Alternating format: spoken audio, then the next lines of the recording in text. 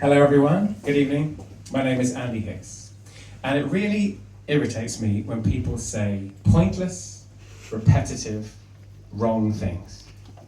Now I know it's not very fashionable to be pedantic, but the suffragettes weren't very popular in their time either. And now look, they've got their own train line. One of the things that really winds me up, and there'll be some of you culprits here in the audience, don't worry, I'm not going to publicly name and shame you, but you know who you are. The PIN number people. Personal identification, number. What are you doing? It's a beautifully succinct one-syllable acronym which you're trebling in length. Needlessly.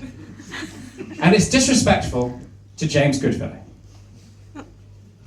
the Scottish inventor of the ATM and the PIN. He came downstairs in 1975 and he said, "I've had a eureka moment, Mary!" What now? Don't you find it so irritating when you have to wait all day to get your money out of the bank? I find it more irritating when I find your toenail clippings on the bathroom floor. Mary, don't rain on my parade! I'm really excited about this one. Imagine, anytime, day or night, you can take your cash out of a machine in the wall. It's the detritus of dirty mugs and piles of paper that every room you've been in. Listen, Mary, everyone's going to have a card with a chip in it. It's going to have a 4-digit unique number, and it's going to be called an UN. An UN? Aye, a unique number, an UN. Everybody's going to have a chip, an UN.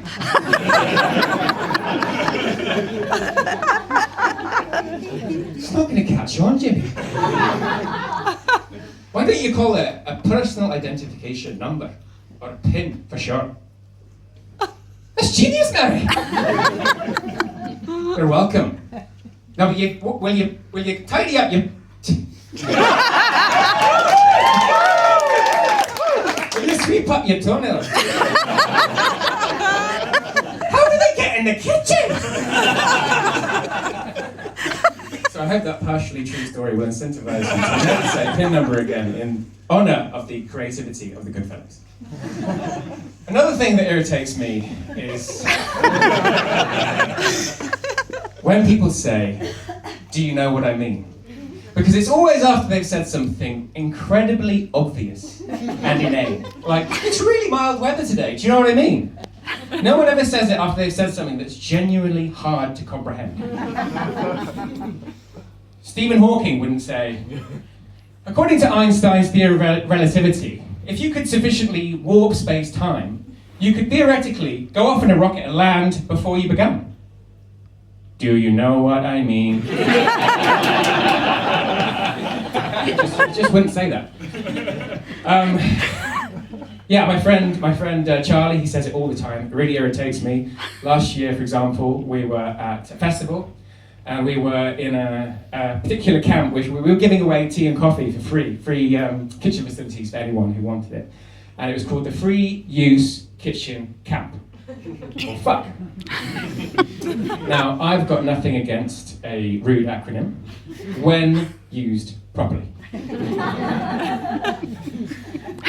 I thought it was a crying shame when the Wisconsin Tourism Federation had to change their acronym. They never officially publicized why. But I imagine that there were scenes all over Wisconsin, something like this.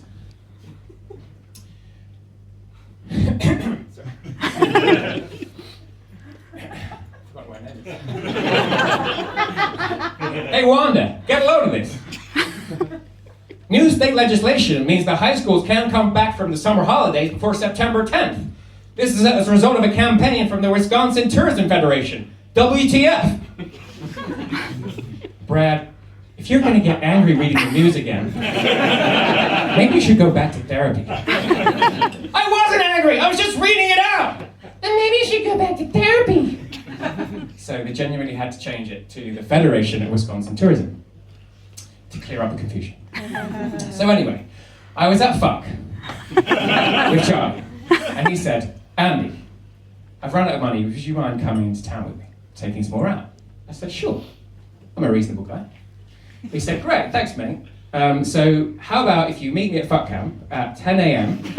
in the morning, and you're going to go into town, take some money out of the ATM machine, but I'm a bit worried I've forgotten my PIN number. Do you know what I mean?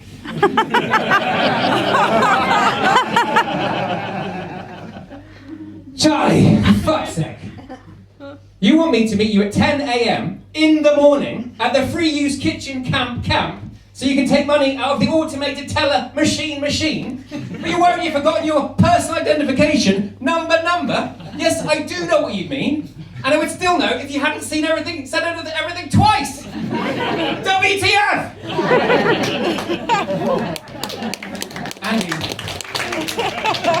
Andy, how's the Wisconsin Tourism Federation going to help? It's not called that anymore!